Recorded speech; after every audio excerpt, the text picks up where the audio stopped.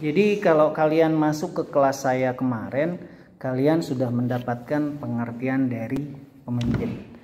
Pemimpin itu beda dengan kepemimpinan. Kalau pemimpin orangnya, kalau kepemimpinan gayanya, cara dia memimpin dan membawa organisasinya untuk mencapai tujuan. Salah satu keahlian yang harus dimiliki seorang pemimpin untuk dia menjadi seorang pemimpin yang bisa diandalkan dalam organisasinya, tentu banyak yang harus dia lakukan. Salah satunya dia harus menambahkan skillnya. Salah satu skill yang bisa dilakukan oleh seorang pemimpin adalah dengan menambahkan skill komunikasi. Karena seorang pemimpin dia adalah komunikator.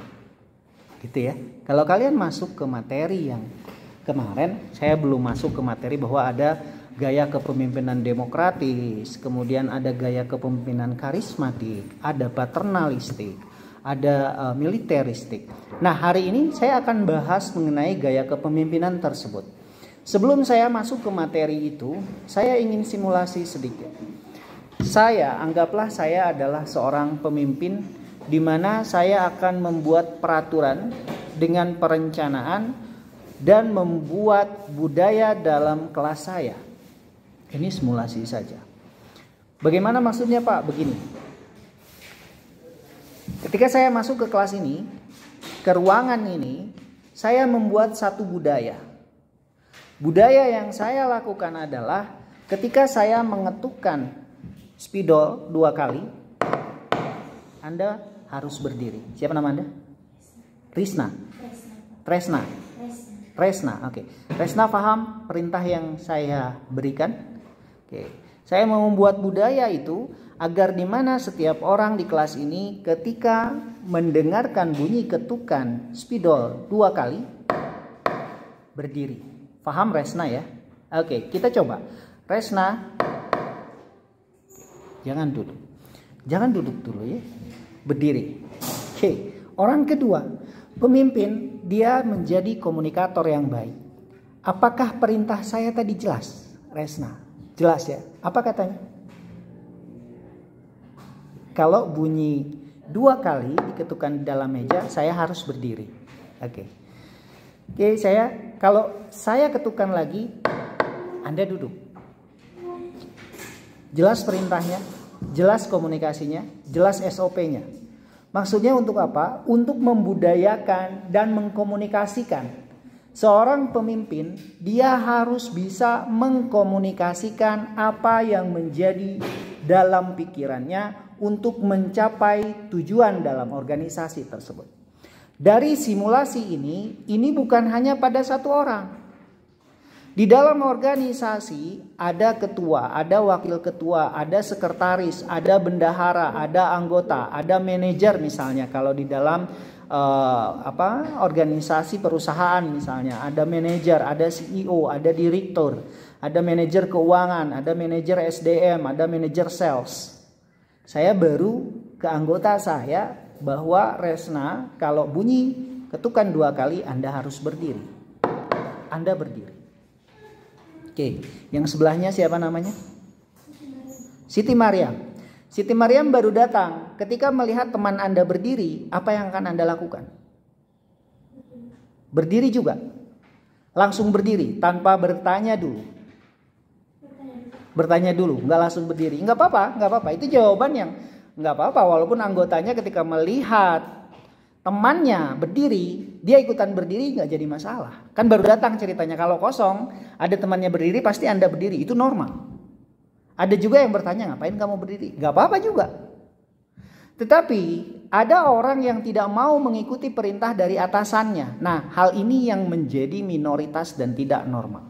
Seorang atasan harus bisa memberikan perintah pada orang yang tidak mengikuti apa yang diperintahkannya.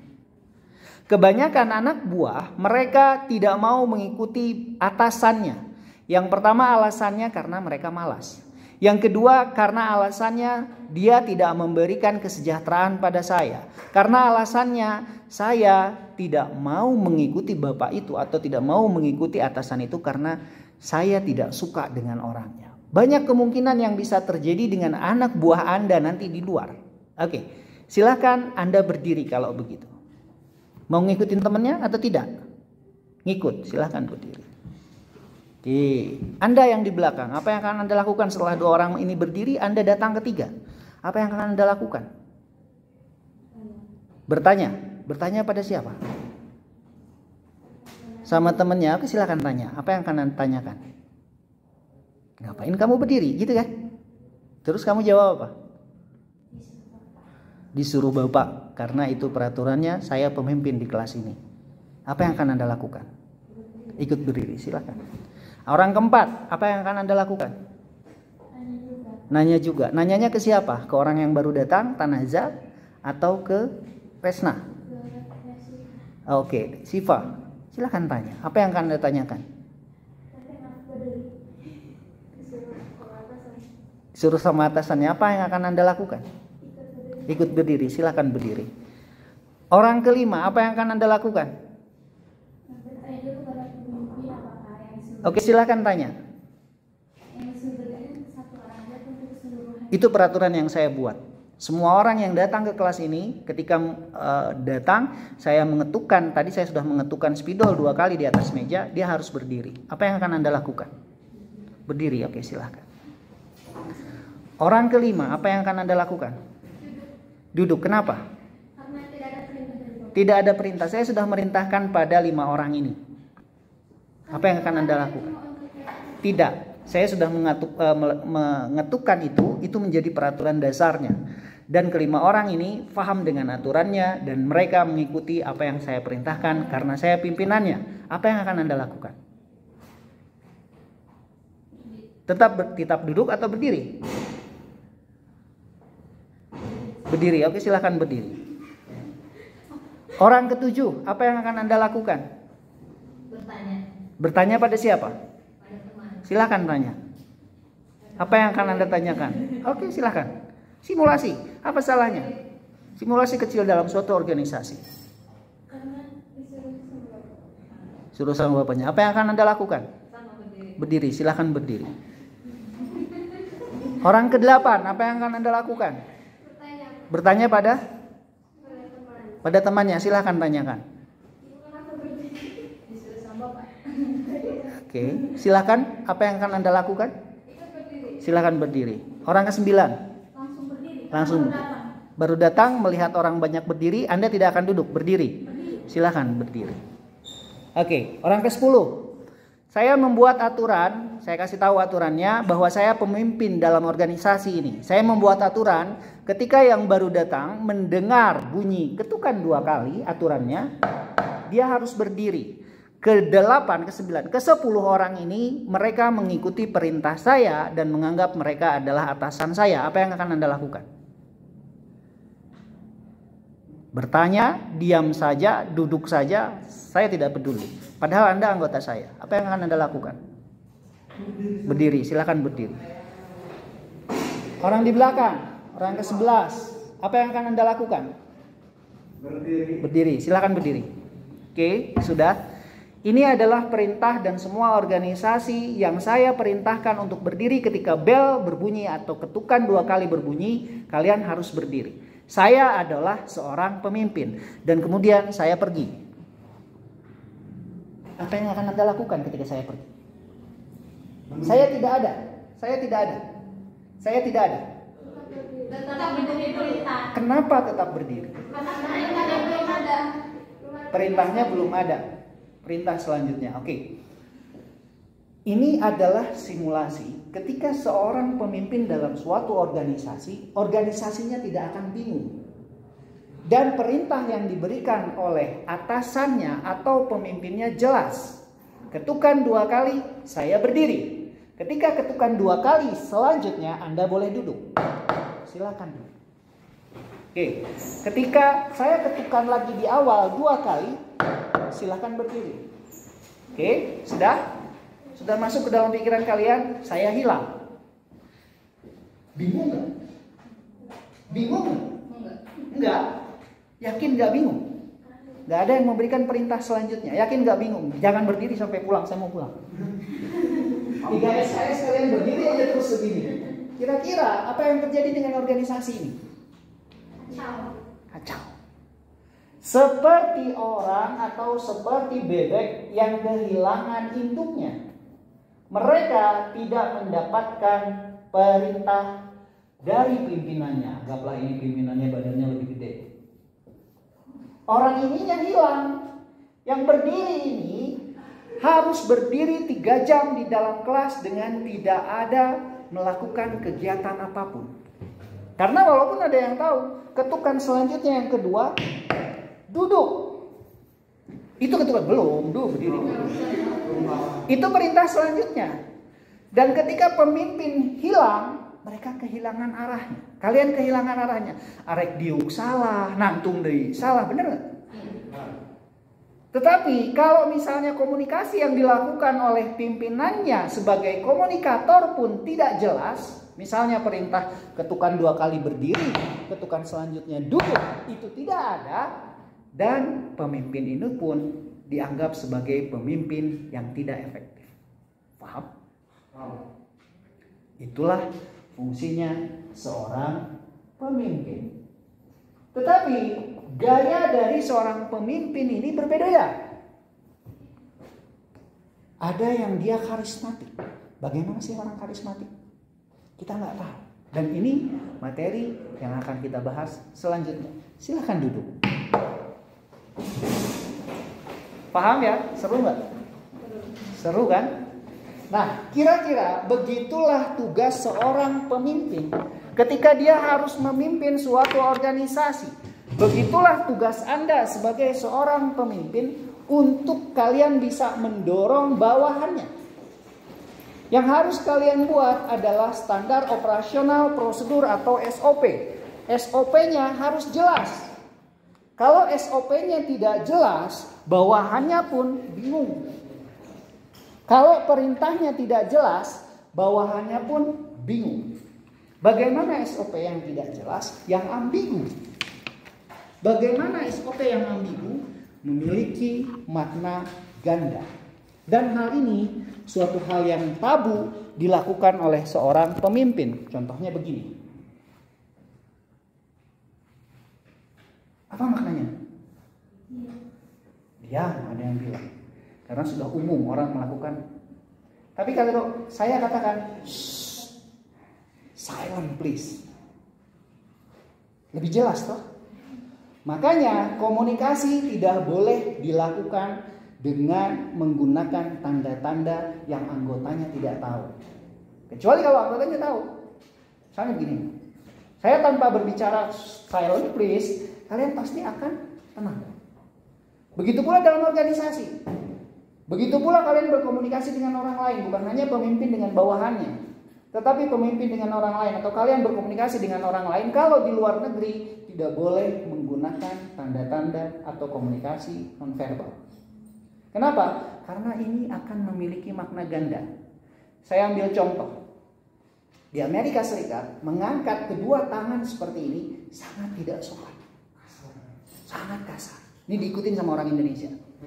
Tetapi di daerah lain ini adalah pujian. Di negara lain ini adalah pujian.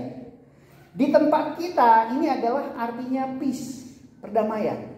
Di negara lain pelecehan seksual. Seorang laki-laki ingin berbicara dengan wanita dengan gaya begini sambil lidahnya dimelet-melet, itu tidak sopan. Jadi hindari suatu hal atau komunikasi yang bermakna ganda. Paham? Oke, kita balik lagi ke materi apa yang dimaksud dengan demokratik, otokratik, karismatik. Saya sambil absen ya, udah 2 kali nih. Saya sudah 2 kali pertemuan saya tidak absen. Maksudnya tidak mengabsen kalian. Saya yakin kalian hadir terus toh. Ada yang tidak dipahami atau tidak dimengerti, boleh ditanyakan sebelum saya bahas lebih lanjut.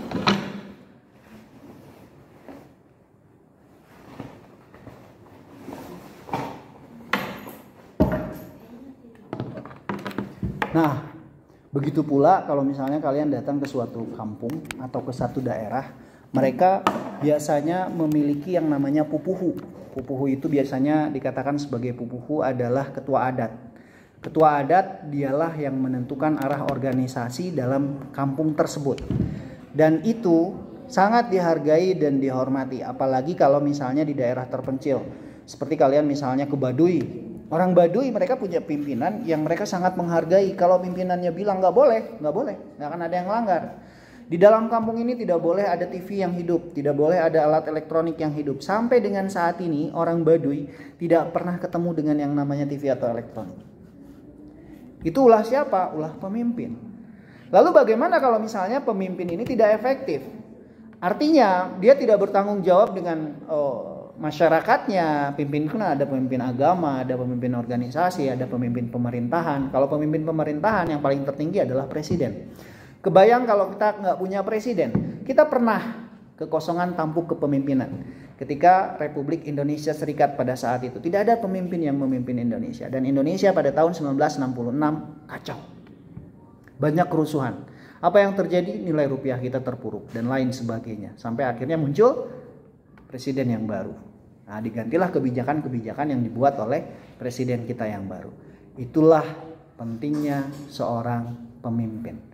Dan bagaimana untuk menjadi seorang pemimpin yang penting, kalian harus memantaskan diri kalian. Bagaimana cara memantaskan diri kalian? Tambah skill. Kalau tadi saya coba dengan komunikasi. Saya coba dengan berkomunikasi dengan orang yang pertama kali. Komunikasikan itu. Sampaikan itu. Kalau itu tidak jelas di anggotanya, tidak jelas di bawahannya, maka pesannya tidak sampai. Kalau pesan tidak sampai, sama dengan halnya, sama saja bohong. Kalau tidak ada orang yang menyampaikan itu sampai saya hilang, kira-kira apa yang kalian lakukan? Apa yang kalian harusnya hilangnya sampai keluar sih? Baru kalian akan bertanya-tanya, oh iya saya bingung, apa yang harus saya lakukan? Apakah saya harus berdiri 3 SKS? Kan tidak. Gitu ya? Nah itu pemimpin. Di dalam materi ini,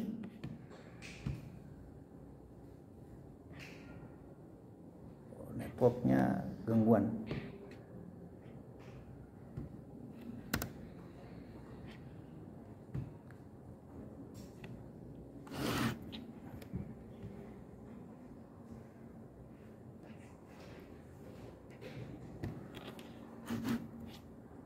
Saya pakai internet ruang dosen, gak bisa connect ya? Kenapa ya? Harus pakai internet sendiri apa ya? Ya sudah, saya pakai internet sendiri ya. Connect nggak bisa connect. Habis sama siapa kuotanya saya nggak tahu. Padahal di sini cuma sedikit orangnya. Oke.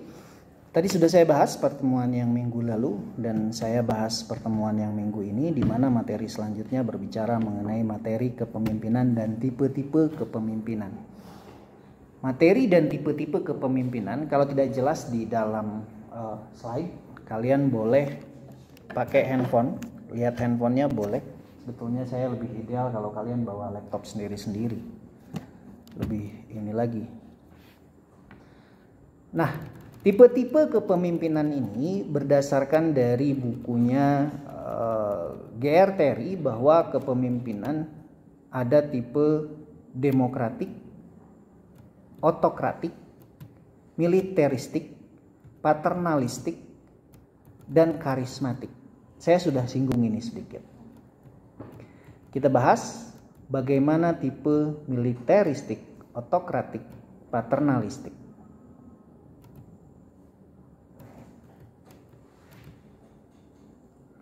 Kita bahas dulu yang paternalistik. Tipe paternalistik adalah seseorang pemimpin yang tergolong sebagai pemimpin yang paternalistis. Dia menganggap bahwa bawahannya sebagai manusia yang tidak dewasa. Manusia yang tidak dewasa. Jadi dia akan menganggap bahwa bawahannya ini adalah anak kecil. Yang kedua, dia bersikap overprotective. Jadi dia tidak percaya dengan bawahannya. Dia overprotective. Yang ketiga, jarang memberikan kesempatan kepada bawahannya untuk mengambil keputusan. Ini tipe paternalistik. Yang kelima, jarang memberikan kesempatan kepada bawahannya untuk mengembangkan daya kreasi dan fantasinya. Walaupun beberapa organisasi tipe paternalistik ini, tipe yang kebapaan atau kekeluargaan, mereka kadangkala cocok. Kenapa cocok? Karena ada jiwa kekanak-kanakan dari setiap manusia itu tidak akan pernah hilang. Kenapa? Karena itu zona nyaman mereka. Ya, ketika masih anak-anak, kecuali kalau misalnya ketika masih anak-anak dia mempunyai traumatik sendiri, merasa tidak nyaman. Nah, dia tidak mau kembali ke masa anak-anaknya. Tapi kalau misalnya siapa yang masih suka main game, kalau dalam kesempatan tertentu, nggak jadi masalah. Saya tidak mempermasalahkan itu. Saya hanya bertanya, siapa yang masih suka main game? Game apapun itu. Oke, 100% masih main game. Kenapa kalian masih main game? Apa perasaan yang kalian dapatkan? Hiburan. Dengan hiburan itu kalian akan merasa nyaman, senang. Ada endorfin yang diolah oleh otak. Endorfin itu muncul ketika kalian merasa nyaman, senang, dan ceria. Dan ingatan itu dikelola mulai dari anak kecil. Jadi setiap orang, setiap manusia itu tidak semua di dalamnya masih memiliki jiwa anak-anak. Tidak dewasa sepenuhnya. Walaupun orang dewasa sekalipun. Saya pernah bertemu dengan kakek-kakek. Kakek-kakek lebih anak-anak daripada anak-anak. Karena dia nyamannya begitu gitu. Bahkan yang sudah, nah ini kadang-kala kita bingung. Yang namanya manusia kan bayi, ini kok nggak muncul ya? Jadi bayi, anak-anak, remaja, dewasa, orang tua, nanti balik lagi ke kakek-kakek. Nah, kakek-kakek ini kelakuannya kayak anak kecil. Itu kodratiah. Walaupun kalau dia sendiri, baru dia berubah. Gak ada jiwa itu. Kalau lagi sendirian, muncul kekanak-kanakannya. Kalau depan yang lain, beda lagi. Mungkin akan muncul, oh saya sudah kakek-kakek. Diam saja. Karena sudah tidak bisa ngapa-ngapain. Nah, ini yang dinamakan dengan paternalistik. Paham ya? Biasanya di organisasi seperti apa yang paternalistik ini cocok? Organisasi yang masih membutuhkan bimbingan dari orang tua.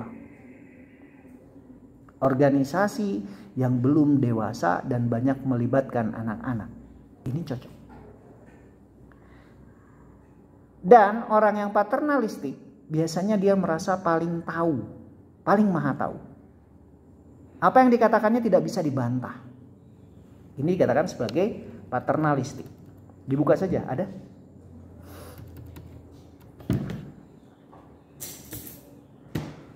Itu paternalistik. Sebentar.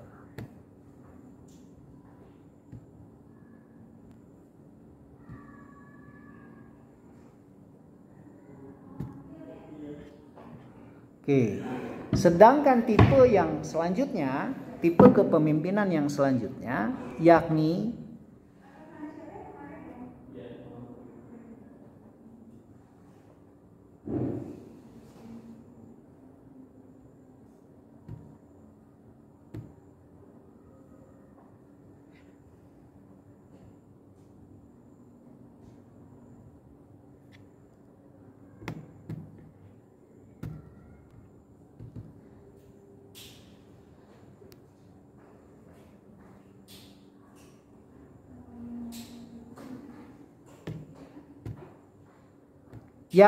tipe kepemimpinan yang dia mempunyai tipe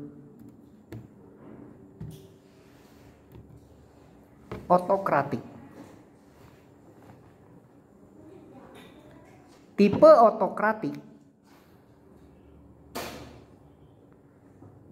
biasanya pemimpin yang memiliki tipe ini menganggap organisasinya sebagai milik pribadi. Dia nggak peduli Pokoknya ini organisasi saya.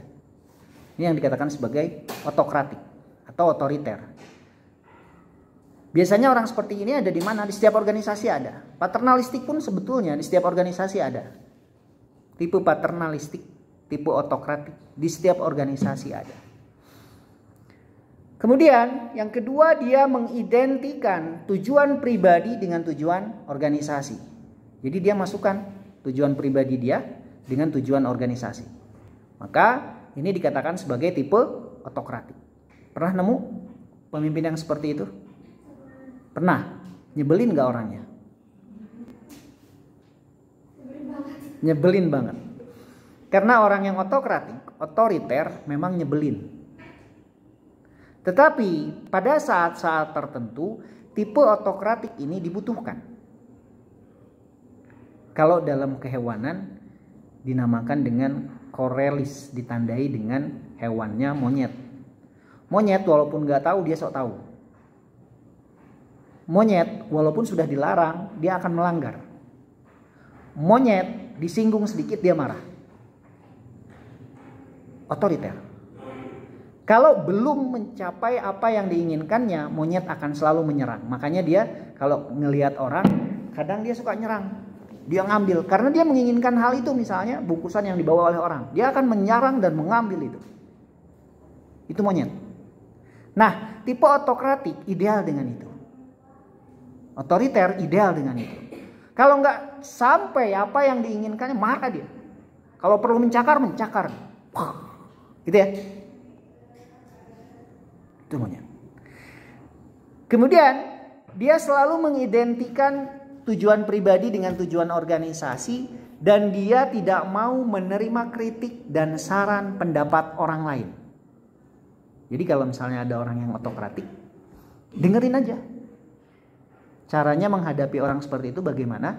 Dengarkan. Tatap matanya, angguk-angguk. Bila perlu katakan, baik Pak. Baik Pak. Ya. Kenapa? Karena orang ini gak bisa dibantah. Dia otoriter. Karena udah urusan pribadi masuk ke dalam organisasi. Ya itu dia yang punya organisasi itu. Walaupun bagaimanapun ya orang dia yang punya, dia pasti akan egois, otoriter. Kemudian dia akan menganggap bawahannya ini hanya sebagai alat dia semata-mata. Kamu ini hanya alat saya. Dia nggak peduli keadaannya. Pokoknya mencapai tujuan ini suka-suka saya. Kamu alat saya. Kalau alat saya tidak berfungsi, dia tidak segan-segan untuk menghilangkan orang tersebut. Itu otokratik. Ya. Dan dia kalau sudah tidak dikasih jabatan berdasarkan jabatan formalitasnya, tidak ada lagi sifat otokratiknya. Karena apa? Karena biasanya bawahannya sudah tidak menghargai dia. Orang ini dihargai karena apa? Karena dia punya jabatan. Tapi kalau misalnya dia tidak punya jabatan, dia tidak akan dihargai lagi. Karena orang banyak yang sebel. Egois banget. Itu otokratik. Ya. Benar gak? Gak ada yang punya simpati sama dia, gak ada yang empati sama dia. Bawahannya dianggap alat, gak kepake, buang. Humanismenya kurang. Tetapi untuk nge-push, karena bawahan juga ada beberapa tipe nih. Bukan hanya kita berbicara mengenai kepemimpinan yang kita pelajari saat ini. Pemimpin dia harus mempelajari juga bawahannya. Bawahan itu ada yang bawahan malas bekerja. Kerja sedikit, hasilnya pingin banyak. Selain malas bekerja. Yang kedua, ada bawahan yang dia suka mempengaruhi orang lain. Ada bawahan yang dia tidak disiplin, jarang masuk. Tipe otokratik cocok dengan orang ini. Biasanya dia keras. Coba apa yang Anda akan lakukan ketika bertemu dengan bawahan? Ini ya, ada teori X, ada teori Y yang akhirnya muncul. Saya kutip sebetulnya ini masuk ke ke materi yang selanjutnya, di mana ada materi yang dikatakan sebagai teori X dan teori Y, di mana ada bawahan yang dia bengal dan ada bawahan yang dia akan nurut dengan pimpinannya. Itu ada di materi yang ketiga. Sebetulnya minggu depan harusnya saya bahas, tapi ini berkaitan. Jadi saya bahas sedikit. Tipe-tipe bawahan itu, yang pertama ada bawahan yang dia malas bekerja. Kemalasannya ini disebabkan karena salah satunya mungkin saya sudah bahas tadi, dia malas sekali ketemu dengan atasannya yang otoriter tadi. Yang kedua, dia malas karena uang yang dia terima tidak sesuai dengan apa yang sudah dia kerjakan. Ya toh? Nah, jadi muncullah keinginan bawahan atau teori X tadi dengan teori Y. Seorang pemimpin yang ideal harus bisa melebur itu. Bagaimana caranya untuk menghindari supaya bawahan yang tadinya tidak mau bekerja untuk jadi mau bekerja. Tipe otokratik, tipe otoriter tidak cocok dia masuk ke orang yang keras kepala, bawahannya seperti itu. Tapi yang cocok itu yang dia demokratik. Coba ditanya bawahannya ini. Kenapa kamu tidak mau bekerja? Kenapa kamu malas bekerja? Makanya tipe-tipe kepemimpinan atau hal yang bisa meningkatkan pola kepemimpinan, gaya kepemimpinan, salah satu caranya carilah pemimpin yang dia memiliki kemampuan untuk mendengarkan. Tidak semua orang bisa mendengarkan curhatan orang lain. Ya. Kalau kalian nanti jadi pemimpin, janganlah jadi orang yang terlalu otoriter. Terkecuali kalian berada dalam keadaan yang saya sebutkan tadi, bahwa bawahan kalian ini bengal sifatnya, keras kepala sifatnya, malas kerja dia. Nah, itu membutuhkan pemimpin yang agak keras, bukan tipe militer loh, bukan tipe militeristik yang keras itu. Karena militeristik itu adalah gaya kepemimpinan yang dia mengedepankan suka dengan upacara, nanti kita bahas. Suka dengan hal-hal yang formil. Di suatu organisasi tipe itu tidak cocok. Yang cocok itu yang berwibawa, yang karismatik. Tetapi dalam beberapa penelitian yang karismatik itu yang kayak gimana sih Pak? Karismatik ini dia memiliki aura yang lain. Bisa dilihat auranya ini dari mana? Bisa dilihat pemimpin yang karismatik itu selain dari penampilannya yang oke, penampilan sekian persen, kemudian dari cara dia berbicara. Ketika berbicara, dia tidak pernah berbohong. Makanya muncul wibawanya. Ketika berjanji, dia tidak pernah ingkar. Coba, pernah gak ketemu sama itu? Yang kayak gitu. Kalau ngomong, dia gak banyak ngomong. Sekalinya ngomong, didengerin orang. Udah didengerin orang, ngomong, dia gak pernah bohong. Senang ya kalau ngelihat orang yang gak pernah bohong. Kalau ngomong gak pernah bohong, senang. Tapi kalau orang yang suka banyak ngomong dan omongannya omong kosong, kesel ya? Sama. Nah, begitulah kita harus menjadi orang yang bisa dipercaya. Ketika menjadi seorang pemimpin, pastikan kalian tidak pernah berjanji sesuatu hal yang tidak bisa kalian tepati. Itu seorang pemimpin. Kenapa? Karena sekalinya kalian berbohong, kalian tidak pernah dipercaya lagi. Kalau sudah tidak dipercaya lagi sama orang lain, jangankan mau mengikuti perintah pemimpin atau perintah kalian sebagai seorang pemimpin. Bertemu saja malas. Nggak bohong wae saya tamah. Geuleuh. Yang keluar sanksi sosial minimal dapatnya. Geus ngabohong teh geus ngajanjian ka urang kieu itu datang. Geus kieu bohong eueuh. Engko arek ieu eueuh kan gitu ya. Nah, tadi saya bahas sedikit bahwa ada tipe orang yang dia, saya harus download dulu.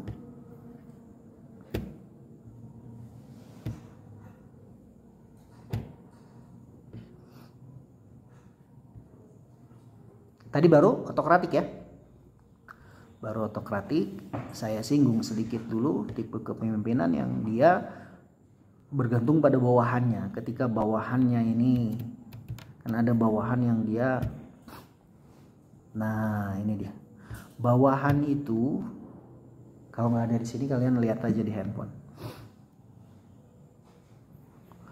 Menurut teori X yang disampaikan, saya bahas sedikit Douglas karena biar minggu depan kalian ada gambaran. Menurut Douglas M. Gregor, Ada bawahan yang berdasarkan teori X. Teori X ini kebanyakan orang yang secara alami menentang kerja dan dia bersifat malas. Oleh karena itu mereka harus diberi motivasi dengan perangsang dari luar. Jadi ada tipe orang yang dia sudah malas bekerja, kemudian dia keras kepala. Kebanyakan orang dia senang akan bermacam-macam pekerjaan. Nah, ini teori Y-nya. Berkebalikan dari teori X tadi. Tadi ada orang yang malas, ada orang yang rajin. Nah, kalau pemimpin ketemu dengan orang yang rajin terus, nggak usah ada pemimpin juga aman. Jadi walaupun saya hilang tadi nggak jadi masalah. Autopilot karena sudah jalan, misalnya sudah ada SOP-nya. Tapi kalau ada orang yang pemimpin itu salah satu fungsinya adalah memperbaiki ketika ada kejadian di mana orang ini sudah tidak pernah masuk misalnya. Dia efektivitas kerjanya kurang.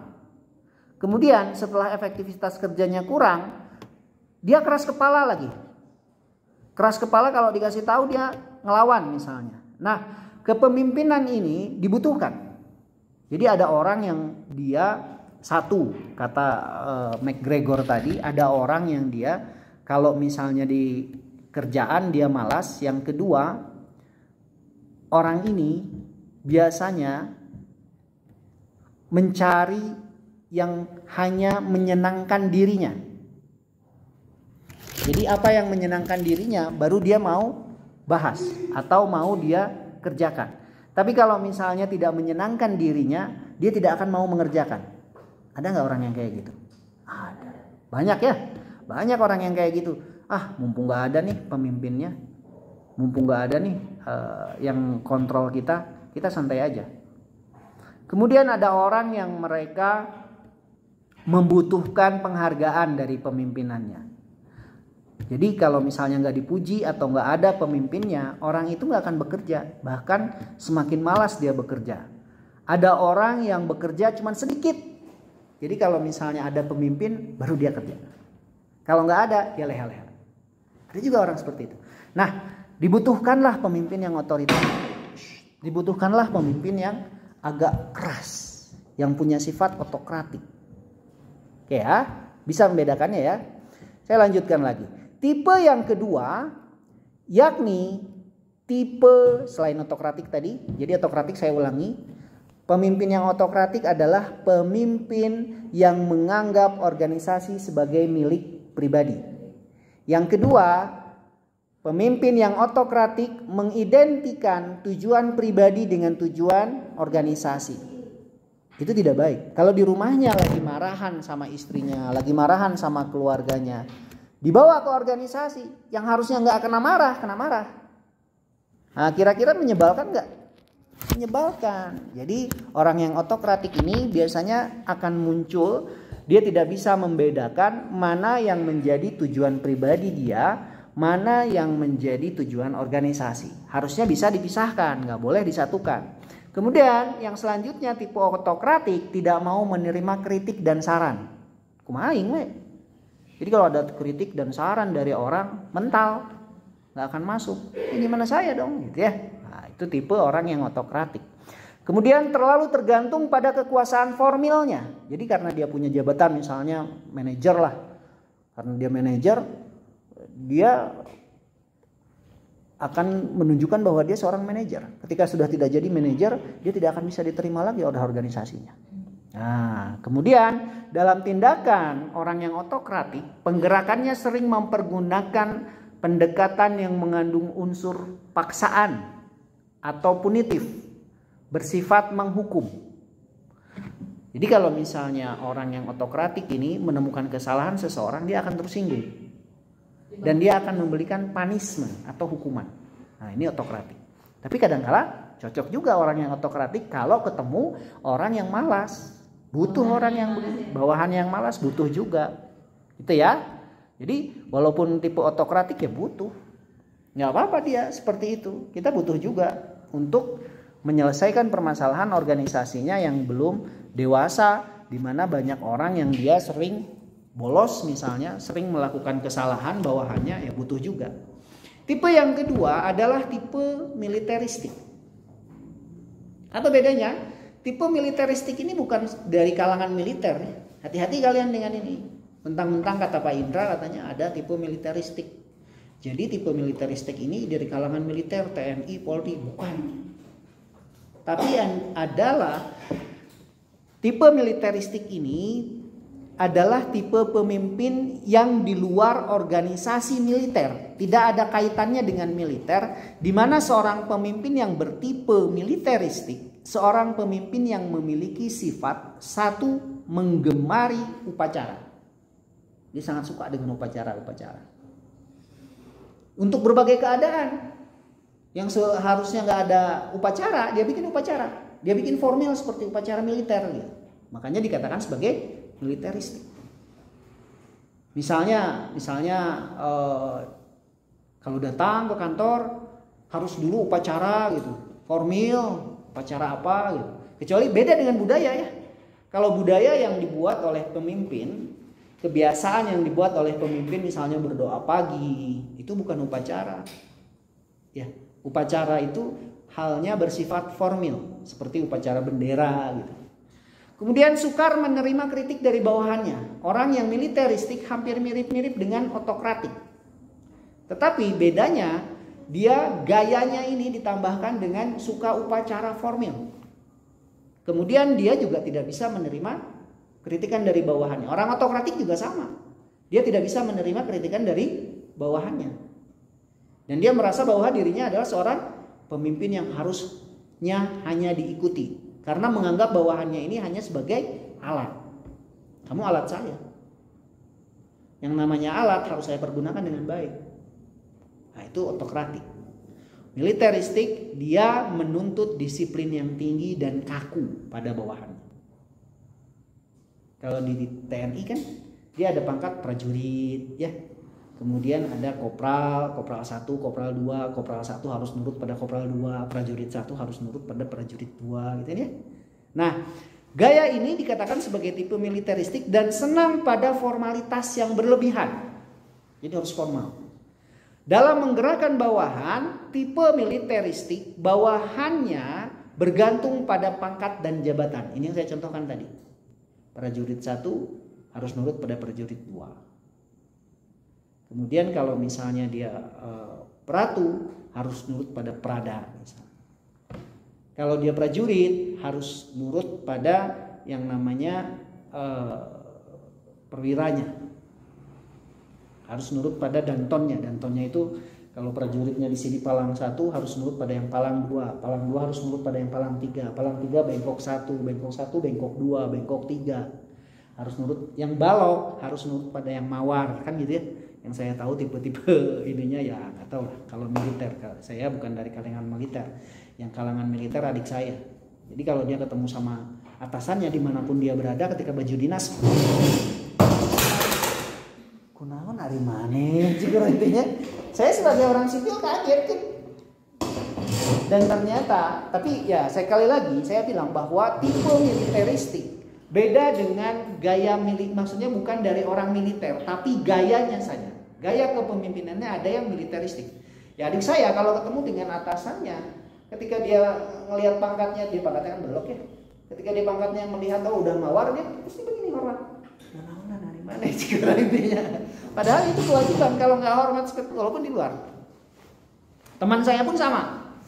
Saya punya teman ketika keluar masih pendidikan. Wow, itu. Tapi karena dia melihat ada yang pangkatnya lebih tinggi, dihormat. Karena itu militer. Nah, orang militeristik suka dengan ini. Walaupun dia bukan dari kalangan militer, kalau gaya kepemimpinannya militeristik, dia akan membeda-bedakan bawahannya itu berdasarkan kepangkatan.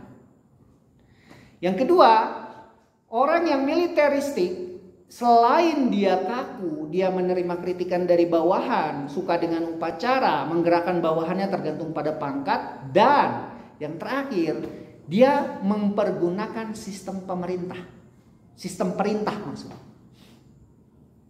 Jadi nggak ada, kalau tipe-tipe kepemimpinan yang demokratik, badami, musyawarah. Kalau ini nggak ada. Kamu pergi sana, A misalnya, kamu harus pergi. Itu militeristik. Kalau nggak diikutin sama bawahannya dia akan marah. Nah, Bagaimana menghadapi orang yang tipe militeristik? Harusnya kalian tahu juga menghadapinya bagaimana. Kalau tadi cukup angguk-angguk, kalau ini sudah perintah, kalian harus pergi segera. Jangan menolak. Kalau kalian menemukan pemimpin yang militeristik, ada yang suka yang jadi pemimpin di sini? Ya mudah-mudahan kalian jadi pemimpin. Ada saat-saat tertentu kalian menerapkan juga pola militeristik. Pola ketegasan dan pola kepangkatan. Pada saat apa? Pada saat kalian punya anak bawah atau anak buah yang dia sulit diatur tadi. Yang kedua, anak buah kalian banyak. Kalian harus mengambil salah satu bawahan kalian untuk kalian jadikan patokan. Kalau organisasinya banyak nih, beda lagi caranya. Organisasinya misalnya anggota kalian ribuan. Kenapa di militer ada danton, ada danki? Gak mungkin seorang pemimpin meriksa satu-satu. Lama-lama capek, kehilangan kewibawaan dia. Ambil dankinya atau ambil ketua peletonnya. Nah, perintahkan ke ketua peleton ini apa yang ingin diperintahkan. Suruh ketua peleton ini menyampaikan pada anak buahnya. Itu diperlukan. Ketika apa? Ketika bawahannya ribuan. Ya. Jadi kalau misalnya kalian nanti bawahan saya banyak Pak nih. Bawahan saya ada ribuan, ya lakukan itu.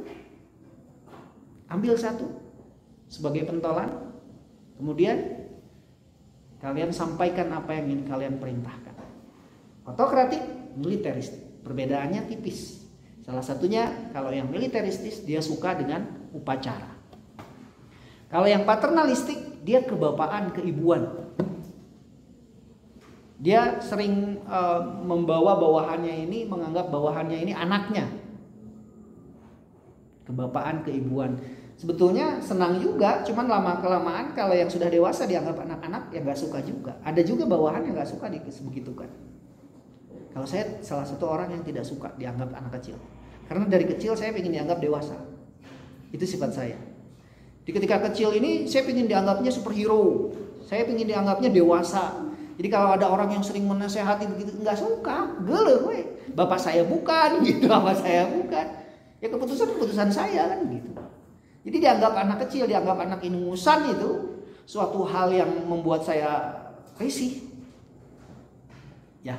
Jadi bagaimana sih tipe yang sampai dengan saat ini tidak ada penelitian yang mengatakan bahwa ini cocok di organisasi A. Otokratik cocok di organisasi B. Tidak ada penelitian yang seperti itu yang mengatakan bahwa ini cocok atau efektif. Pemimpin yang baik ini menurut teorinya harus memiliki keempat unsur ini. Dia bisa menempatkan kapan dia bisa otokratik, kapan dia bisa militeristik, kapan dia bisa paternalistik, kapan dia bisa berkarisma. Makanya yang cocok menurut saya tipe kepemimpinan itu, pemimpin itu adalah penentu arah. Dia harus memberikan contoh. Yang paling cocok menurut saya yang dia punya magic, punya miracle, keajaiban. Ada yang pernah bertemu dengan Rasulullah selain di mimpi? Gak ada. 1000 orang yang paling berpengaruh di dunia ini, nomor 1 Rasulullah. Berdasarkan ajarannya. Dan gak ada sampai saat ini kecuali Soeharto termasuk 100 orang paling berpengaruh di dunia. Soeharto termasuk, Soekarno termasuk, Franklin termasuk, Gandhi termasuk. Kalian baca ajaran-ajaran mereka, Gandhi mengajarkan kesederhanaan. Soeharto mengajarkan ketegasan militer, tidak jauh beda dengan Soekarno. Orang Indonesia sampai saat ini, walaupun dia pernah diturunkan sebagai presiden, masih terpengaruh, terutama orang-orang dulu. Itu ajaran dia. Repelita 1, masih ingat gak? Repelita 1, Repelita 2 itu sampai mengakar loh. Di SD diajarin, di SMP diajarin, di SMA diajarin. Nah itu contoh dari sosok pemimpin yang berpengaruh. Selain Soekarno tadi, Hatta termasuk. Kemudian kalau orang lain, kalau yang terbaru ya SBY juga masuk sekarang. Ada yang mengatakan bahwa SBY orang yang berpengaruh. Tapi yang paling pertama yang saya baca nih dari buku orang yang paling berpengaruh, 100 orang paling berpengaruh, Rasulullah tadi. Makanya saya selalu singgung, pemimpin itu dia kalau berjanji dia tidak pernah ingkar. Kalau berbicara dia tidak pernah berbohong. Nah, itu yang kalian tekankan. Nah, tipe yang tadi udah berapa? 1, 2. Autokratik, militaristik, paternalistik. Yang keempat, karismatik. Pernah ketemu dengan orang yang berkarisma? Atau ada yang kalian anggap orang yang punya karisma? Bagaimana menurut kalian yang kalian anggap sebagai orang yang berkarisma? Apakah saya berkarisma? Kok ketawa? Nah, penelitian pun berdasarkan keilmuan susah menemukan orang yang berkarisma. Apakah yang berkarisma itu yang digolongkan sebagai orang yang ganteng? Enggak. Jadi lamun hidung goreng patut oke, lamun boga karisma berkarisma. Tetapi ada yang mengatakan orang yang berkarisma, salah satu contohnya dia harus mempunyai penampilan yang baik, artinya ganteng. Kalau perempuan cantik. Dan dia ya maksudnya good looking. Itu penelitian. Walaupun di dalam buku ini tidak dikatakan nggak harus ganteng. Tetapi dalam penelitian lain dia harus mempunyai keelokan penampilan. Minimal rapi. Minimal rapi, betul. Dan orang yang berkarisma selain dia punya penampilan yang baik, orang yang berkarisma dikatakan dalam buku ini dia mempunyai daya tarik. Jadi kalau misalnya dia lewat, minimal orang nengok. Wah. Kalau misalnya laki-laki, minimal perempuan nengok. Maka dikatakan orang itu punya karisma. Ya makanya dilihat dari penampilan luarnya. Makanya saya kalau lewat, kalian tertarik kan? Tertarik kan? Dan asal kalian tahu Rasulullah itu ganteng. Rasulullah ganteng. Dadanya bidang. Kalau laki-laki gagah, berotot. Kemudian selain punya penarik yang amat besar karena pada umumnya mempunyai pengikut yang amat banyak dan besar karena pada umumnya mempunyai jumlah pengikut yang sangat besar, meskipun para pengikut itu sering pula tidak menjelaskan mengapa mereka menjadi pengikut pemimpin itu, karena kurangnya pengetahuan tentang sebab musabab seorang menjadi pemimpin yang karismatik, maka sering hanya dikatakan pemimpin yang demikian diberkahi dengan kekuatan gaib. Kalau dalam buku ini. Tapi dalam buku lain, orang yang berkarisma itu isi omongannya itu diikutin. Artinya ketika dia ngomong berisi omongannya. Maksudnya berisi itu berilmu. Dia nggak banyak bicara, tapi kalau bicara dia memberikan solusi. Maka dikatakan orang itu berkarisma. Walaupun dari peranan lain nggak ada itu teorinya. Tapi kalau dari sini ya selain dia lagi-lagi orang yang berkarisma, seorang pemimpin yang berkarisma, komunikasi dia yang dinilai. Cara ngomong dia yang dinilai. Selain penampilan tadi, cara ngomong dia. Problem solving dia. Pengetahuan dia. Kewibawaan dia. Jadi kalau dia ngomong orang takut. Biasanya ini juga bisa dipelajari. Intonasi suara mempengaruhi. Coba perhatikan nih. Kalian sehat? Den sehat deh. Sehat kamu? Ada bedanya? Ada. Takut dengan yang mana? Yang pertama atau yang kedua? Yang kedua. Kenapa ketika saya padahal owner loh, tapi saya ngomongnya sehat deh. Owner, kalian tidak takut ya? Tapi biasanya orang yang ngomong kayak gitu bukan owner, bawahan. Dan itu tidak berkarisma sama sekali. Walaupun dalam penelitian gak ada yang bisa dikatakan berkarisma. Ada anekdot yang dikeluarkan oleh Ridwan Kamil. Kalau kamu laki-laki tidak punya wajah yang ganteng, minimal kamu punya kehidupan yang mapan. Kalau kamu tidak berwajah tampan, minimal kamu punya kehidupan yang mapan. Kalau tidak mapan, kamu harus punya wajah yang tampan. Kalau dibalik, begitu.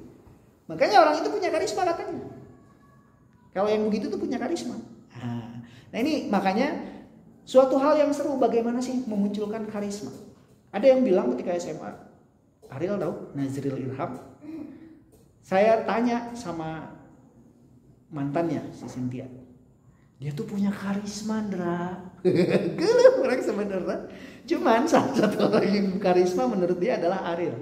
Kenapa? Kalau saya perhatikan gerak-gerik Ariel itu, dia nggak banyak ngomong sebetulnya. Dia senangnya ngegambar. Di kantin kalau OSIS, orang lagi ngumpul, dia ngegambar. Gambarannya bagus. Dan kalau main musik, ya memang jago main musiknya. Gitu. Dan dia berkarakter. Orang yang berkarisma itu berkarakter, punya karakter. Ya, musisi, seniman yang ngelukis di kelas, dia kakak kelas saya kebetulan. Saya tanya, dia berkarisma. Karismanya kenapa? Ya coba kamu perhatikan saja. Dan memang kalau dia lewat, ya memang cewek lihat gitu. Selain wajahnya yang ganteng, lamun orang lelaki emang ganteng, dari naonnya gitu ya. Tapi entah ya. Nah, ada juga yang mengatakan bahwa orang yang berkarisma ini memiliki kekayaan, kesehatan yang baik. Profil tidak dapat digunakan sebagai kriteria untuk karisma. Tetapi Gandhi bukanlah seorang yang kaya, tapi dia berkarisma. Tahu Mahatma Gandhi? Itu yang dinamakan dengan karisma. Dia konsisten. Dia hidup sederhana terus. Tetapi dari kesederhanaannya itu, dia memunculkan karya. Dia memunculkan suatu hal yang bisa dipergunakan oleh orang lain. Ariel, dia berkarisma, dia menelurkan album-album Noah misalnya, atau Peter Pan. Dan itu diperdengarkan terus. Makanya dia, wow gitu. Orang melihat yang berkarisma itu minimal, wow gitu. Jadi kalau Pak Indra lihat, wow, usahakan wow atuh, jangan ya. Atau kalau Pak Indra lewat, oh Pak Indra gitu. Itu orang yang berkarisma. Dan pemimpin itu membutuhkan orang yang seperti itu. Kalau kalian saya kebetulan pernah kerja di Mandiri. Kalau di Mandiri itu kan kubikel. Pagi-pagi kita kumpul nih. Saya punya seorang pemimpin yang saya anggap dia punya karisma. Ya, namanya Pak Ramon sebetulnya. Kenapa saya anggap dia berkarisma? Coba kalian bayangkan begini. Semua sudah kumpul. Hampir 10 menit kami bawahannya kumpul. Ramon baru datang. Seketika ruangan senyap. Sep. Apa yang dia lakukan? Kenapa pada diam? Dia tanya itu. Dan itu menurut saya adalah suatu hal yang kekanak-kanakan. Tetapi ini memunculkan karisma dia. Paham gak? Susah menjelaskan orang yang berkarisma. Itu tadi yang saya bilang. Gandhi gak kaya. Ada yang bilang bahwa orang yang kaya biasanya berkarisma. Ini saya balik lagi ke sosok Ramon. Tetapi ketika dia memberikan ceramah pagi, dia didengarkan oleh bawahannya. Bahkan banyak orang yang tidak merasa tertekan, walaupun dia galak sebetulnya. Jadi kalau misalnya dia datang pagi-pagi, udah briefing pagi, anak buahnya duduk, dia datang ke kursi, melihat apa yang dilakukan oleh bawahannya. Dan bawahannya buru-buru hidupin komputer, tetapi merasa tidak takut. Dan itu saya anggap sebuah karisma. Kenapa tiba-tiba Anda menghidupkan komputer? Santai, walaupun ada Ramon gitu. Karena kalau nggak ada Ramon, yang mereka akan yang perempuan touch up dulu gitu. Yang laki-laki ngudur heula di tukang. Ketika ada Ramon, yang ngudur itu hilang. Datang dia, Ramon sengaja duduk di tempat orang yang ngudur. Woi, gimana? Masuk kerja ya. Di RCC itu orangnya banyak ratusan, nggak akan kelihatan kalau misalnya orang masih duduk. Dan saya anggap itu hal yang berkarisma. Sama halnya dengan yang contohkan tadi. Ketika Gandhi bukan orang kaya, tapi Gandhi punya karisma. Ketika F. Kennedy bukan orang kaya, tapi dia punya karisma sebagai seorang pemimpin. Walaupun dia ditembak orang. Karena apa? Kennedy dia galak. John F. Kennedy dikatakan bahwa John F. Kennedy adalah seorang pemimpin yang memiliki karisma. Meskipun umurnya masih muda, pada waktu terpilih menjadi presiden Amerika Serikat, dia dipilih oleh mayoritas orang Amerika Serikat walaupun masih muda. Jadi walaupun orang itu memiliki sifat kekanak-kanakan, seperti yang saya contohkan dengan Ramon tadi, dia memiliki karisma yang kuat. Ariel dikatakan sebagai orang yang memiliki karisma. Kita lihat profilnya, dia punya karya. Dia punya karakteristik. Gandhi, dia tetap sederhana. Tapi dia pemimpin India. Kennedy, dia tetap anak kecil atau pemuda tapi mayoritas memilih Kennedy. Kemudian ada contoh lain lagi, Iskandar Zulkarnain.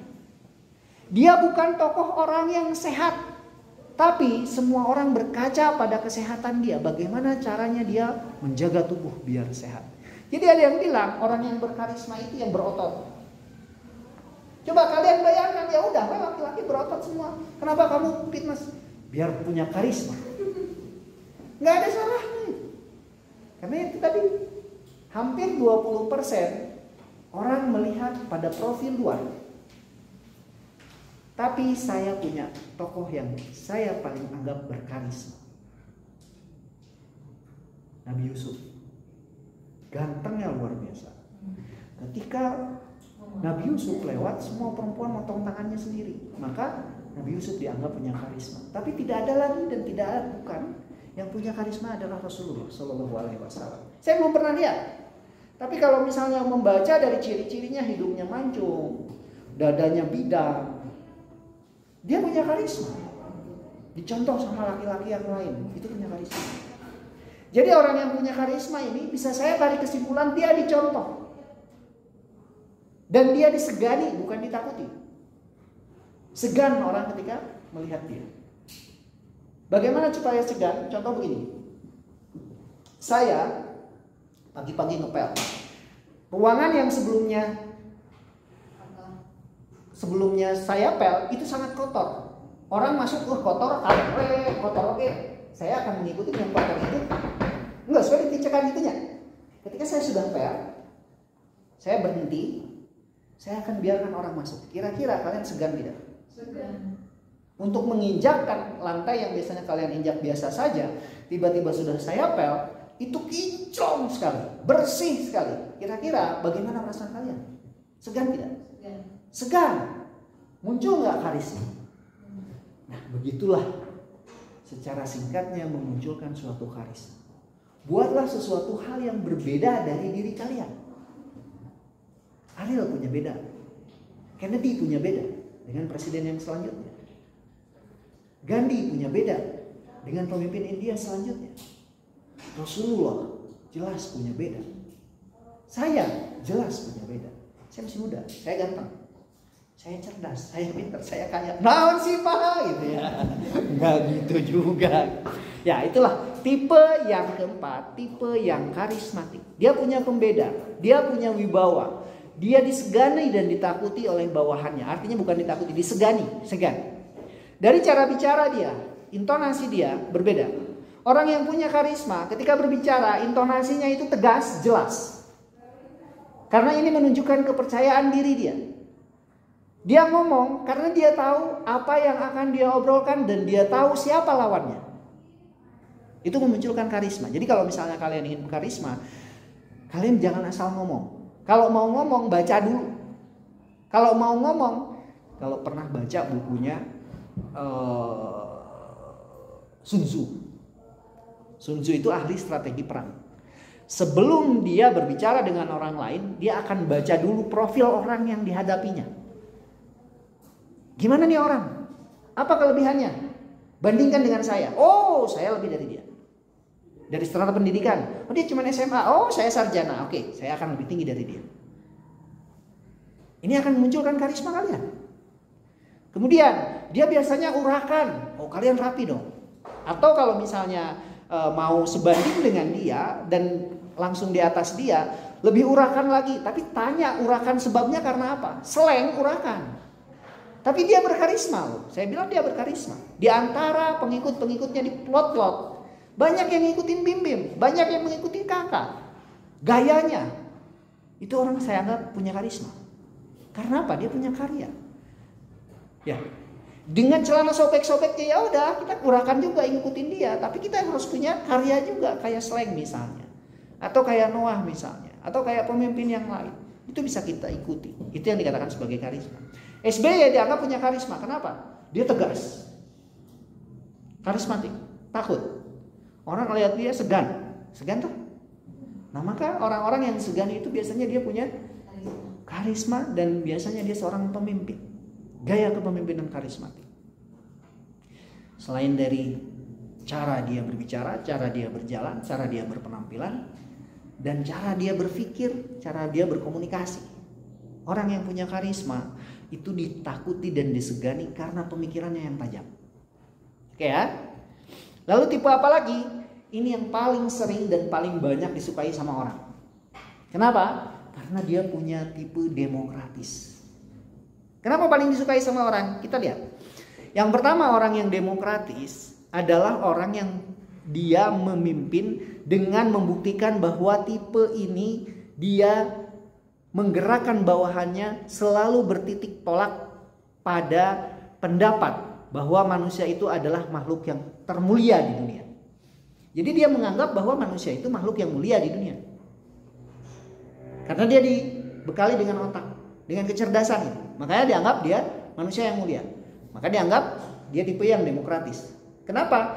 Orang yang berpikiran bahwa manusia adalah sama di hadapan Tuhan, dia tidak egois, tidak egosentris. Dia mendengarkan. Seneng nggak kalau didengerin? Yang punya unek-unek. Seneng nggak kalau misalnya saya, Resta, kamu aman dengan saya. Kamu boleh cerita apa saja. Seneng nggak kalau digituin? Kalau nggak diperhatiin, kamu sehat hari ini? Udah makan? Sudah? Belum? Makan dulu yuk dengan saya. Seneng nggak? Seneng. Itu tipe orang yang demokratis. Cuman hati-hati, tipis antara orang yang demokratis dengan cunihin. Kalau digituin cunihinnya makan bareng aja digandeng, udah dipegang lagi. Itu cunihin, eta mah cabok gitu. Ya. Yang kedua, selalu berusaha mensinkronkan kepentingan dan tujuan organisasi dengan kepentingan dan tujuan pribadi para bawahannya. Yang dia lihat bawahan, dia sinkronkan. Jadi dia tanya dulu, kalau ada orang yang gak masuk, dia akan tanya, kenapa kamu gak masuk? Pak, kemarin itu ada keluarga saya yang sakit, anak saya sakit. Oh gitu. Terus kenapa kamu sampai 2 hari? Karena saya harus nunggu Pak di rumah sakit Pak. Hapunten pisan Pak. Kalau ditanyain begitu, orang yang gak masuknya pun dia akan segan dengan yang menanya itu, dengan atasannya. Apalagi dengan ya sudah, kamu kalau misalnya anak kamu masih sakit, ini sumbangan dari saya. Biasanya orang yang demokratik harus mau tidak mau begitu, memberikan santunan nih, karena dia demokratis. Dia memahami apa yang dirasakan oleh bawahannya. Kemudian setelah itu ya sudah, kamu bikin aja surat. Kemudian kamu kerja lagi seperti biasa. Dia dengarkan dan dia kasih aksi seperti itu. Kira-kira dengan atasan seperti itu senang ya? Senang. Tetapi lemahnya orang yang demokratis biasanya suka dimanfaatkan sama orang lain. Si bapakna bager ieu kadang kala dia dimanfaatkan, Pak geringnya api-api muter gering jadi api-api gering. Karena pingin dikasih panah si eta mah sok dibere duit ke bapakna, urang mah henteu gitu. Misal. Kemudian yang ketiga, ia senang menerima saran. Kira-kira kepemimpinan saya bagaimana? Ada yang kurang. Coba kamu boleh tulis kritik dan saran buat saya ya. Itu orang yang demokratik. Kata Resna, aduh Pak saya bingung. Gak usah bingung. Apa saja lah, kamu boleh. Kalau misalnya saya kurang apa gitu sama Anda atau Anda misalnya, apa saya kurang baik atau kurang mendengarkan, kurang inovasi, kamu sampaikan saja. Saya nggak enak Pak, nggak apa-apa. Kira-kira Resna mau nggak kasih? Enggak. Kenapa? Takut. Kalau orang yang demokratis jangan takut. Kritik itu bagi dia adalah suatu hal yang kalau dia benar-benar demokratis ya, dia mau menerima kritik dari bawahannya, jangan takut. Ya sudah, kalau misalnya disuruh gitu ya tulis saja. Kira-kira, tapi kamu spesifikan apa Pak yang harus saya kritisi. Misalnya cara kerja Pak. Cara kerja Bapak untuk membawahi bawahannya sudah baik menurut saya Pak. Ya kalau misalnya tidak ada yang dikritisi, kamu bilang saja cukup baik semua, nggak usah dikritisi. Jadi makin senang lagi, atasannya akan makin senang lagi. Jangan kamu sebutkan Bapak begini, jangan nanti marah dia. Kemudian yang keempat, dia selalu berusaha mengutamakan teamwork. Jadi kalau kerja itu bareng-bareng. Kemudian yang kelima, dengan ikhlas memberikan kebebasan dan seluas-luasnya kepada bawahannya untuk berbuat kesalahan yang kemudian dibandingkan dan diperbaiki agar bawahan itu tidak lagi berbuat kesalahan. Jadi kalau ada yang salah, dia tidak akan ngejudge. Ayo kita perbaiki sama-sama. Kemudian dia lebih berani berbuat kesalahan yang lain. Biasanya yang cocok tipe demokratis, organisasi yang belum dewasa atau baru tumbuh. Baru tumbuh atau yang sudah dewasa pisan. Maksudnya dewasa pisan itu sudah tidak lagi membutuhkan masukan dari pemimpin. Karena bawahannya sudah tahu apa yang dia kerjakan. Nah, sosok yang demokratis cocok dengan organisasi itu. Kenapa? Karena bawahannya itu gak perlu diperintah-perintah lagi. Gak perlu didengerin lagi. Dia tahu apa yang harus dia kerjakan. Nah, sosok demokratis ini hanya perlu memberikan masukan sedikit. Mendengarkan keluhannya. Karena saya sudah bekerja setiap hari. Pak, pekerjaan saya begini. Saya kekurangan untuk tenaga ini. Nah, itu orang yang demokratis cocok dengan organisasi seperti itu. Ya. Yang terakhir selalu berusaha menjadikan bawahannya ini lebih sukses daripada dirinya. Ini orang yang demokratis. Jadi kalau misalnya saya dianggap sukses, dia senang kalau bawahannya ini bisa lebih sukses dari dia. Jadi kalau ada yang mengundurkan diri dengan mengatakan bahwa dia mempunyai perusahaan baru, orang yang demokratis senang. Senang dia.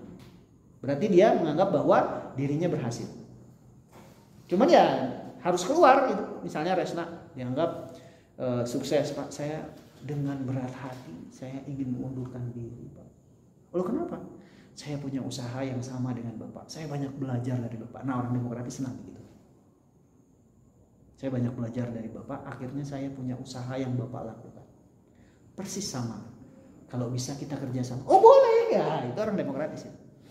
Yang terakhir berusaha mengembangkan kapasitas pribadinya sebagai seorang pemimpin. Nah kalau tadi yang otokratik dia nggak mau dikritik. Kalau yang ini dia senang dikritik dan dia senang belajar. Jadi dia berusaha untuk membangun kapasitas dirinya, mempunyai skill baru. Yang tadinya dia tidak komunikatif, orang yang demokratis, dia akan belajar komunikasi. Dia akan belajar bagaimana agar supaya lebih efektif pekerjaannya. Ini orang demokratis. Dia mempelajari skill baru, dia mempelajari apa yang kurang dari dalam dirinya, dan secara implisit tergambar bahwa untuk menjadi pemimpin tipe demokratis bukanlah suatu hal yang mudah untuk dicapai. Akan tetapi karena pemimpin yang demikian yang paling ideal, alangkah baiknya jika semua pemimpin berusaha menjadi seorang pemimpin yang demokratis. Karena apa? Seorang pemimpin yang demokratis dia akan berkaca pada dirinya. Saya kurangnya apa ya? Saya kurangnya apa ya? Dan ketika dia mengetahui kurangnya, apalagi misalnya dibantu sama bawahannya, dia akan memacu skillnya untuk lebih maju lagi. Yang tadinya dia tidak bisa komputer misalnya, atau dia tidak menguasai komputerisasi, dia tidak menguasai internet, dia akan belajar. Ini orang yang demokratis. Dia punya pemikiran yang terbuka. Dan ini cocok untuk setiap organisasi. Biasanya orang yang demokratis. Cocok setiap organisasi bisa masuk ke orang yang begini. Kenapa? Karena itu skillnya dia mau mendengarkan. Orang yang demokratis otomatis dia mau mendengarkan. Dia mendengarkan bawahannya, dia mendengarkan keluhan dari apa yang menjadi kekurangan dia. Itu orang yang demokratis. Ya. Jadi kalau misalnya kalian jadi pemimpin nanti, gaya apa yang akan kalian terapkan? Otokratikkah? Karismatikkah? Militaristikkah? Paternalistikkah? Atau demokratik? Gaya mana yang cocok dengan kalian? Resna, gaya mana yang cocok? Gak tahu Pak. Hesti biasanya gaya mana yang cocok dengan Anda? Karismatik. Karismatik, yang ganteng ya, yang penampilan. Oke. Hulu, mana yang cocok dengan Anda? Belum ada. Aduh, nggak cocok dengan tipe paternalistik sekalipun tidak ada yang cocok. Karismatik tidak juga. Karismatik lah, ganteng boleh kan? Paternalistik misalnya kebapaan. Itu bisa sebetulnya gaya-gaya seperti ini bisa kalian unduh atau bisa kalian pelajari. Bisa kalian pelajari. Bagaimana cara mempelajarinya? Ikut training. Yang nggak bisa misalnya tadinya tidak kebapaan atau tidak karismatik, bisa ikut training beauty class misalnya. Biar tampil macho atau kalian mengikuti gaya militer misalnya. Pelatihan militer dibutuhkan loh untuk orang yang karismatik. Orang militer banyak ditakuti sama orang karena dia tegas, nggak pernah banyak ngomong, takut sama atasan. Nah itu tipe karismatik. Dan gaya-gaya kepemimpinan ini dikatakan sebagai ilmu. Ilmu kepemimpinan ini banyak yang mengatakan bahwa dia ini mana sih yang paling cocok? Ini tergantung dari organisasi dan individunya. Makanya saya bilang tadi, belum tentu organisasi A ini cocok dengan orang yang paternalistik. Belum tentu organisasi A cocok dengan yang karismatik. Belum tentu organisasi A cocok yang dengan otokratik. Bahkan harus kelima-limanya dicampur. Nah, pemimpin ideal seperti ini jarang ditemukan yang bisa seperti itu. Menurut Miftah Toha, di mana dia mengatakan kepemimpinan adalah seni. Nah, ini kata dia. Kenapa saya kutip dari Toha? Karena dia mengatakan bahwa kepemimpinan ini adalah seni untuk mempengaruhi perilaku orang lain. Itu yang paling inti. Mau karismatik Anda, mau otokratik Anda, mau paternalistik Anda, asal Anda bisa mempengaruhi bawahan Anda dikatakan sebagai pemimpin yang ideal. Tapi mempengaruhinya dan dia terpengaruh dengan tidak terpaksa. Kalau misalnya terpengaruh, saya terpengaruh Pak, tapi terpaksa, itu beda, lain cerita. Ya.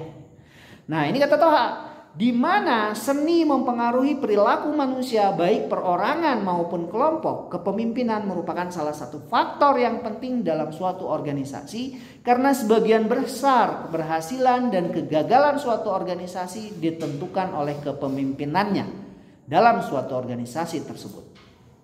Beda lagi kalau menurut Tourney dan Martin, dia mengatakan bahwa kepemimpinan sebagai suatu grup proses yang dilakukan oleh seseorang dalam mengelola dan menginspirasi.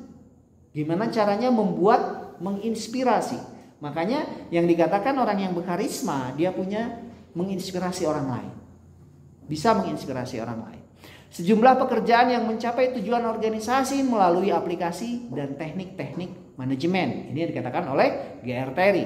Teknik manajemen itu mengartikan bahwa kepemimpinan adalah aktivitas atau kegiatan untuk mempengaruhi orang lain supaya diarahkan mencapai tujuan organisasi. Kalau Terry mengatakan untuk mencapai tujuan organisasi harus menjalankan fungsi-fungsi dari manajemen, yakni planning, organizing, actuating, dan controlling. Maka dikatakan dia sebagai pemimpin yang efektif.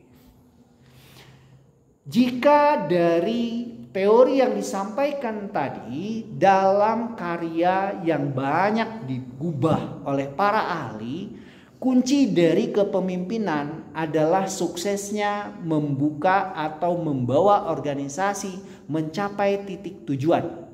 Setiap langkah kegiatan yang hanya dilakukan oleh bawahan, pemimpin harus bersedia mengakui bakat, kapasitas, inisiatif, partisipatif, kemauan dari para pengikutnya.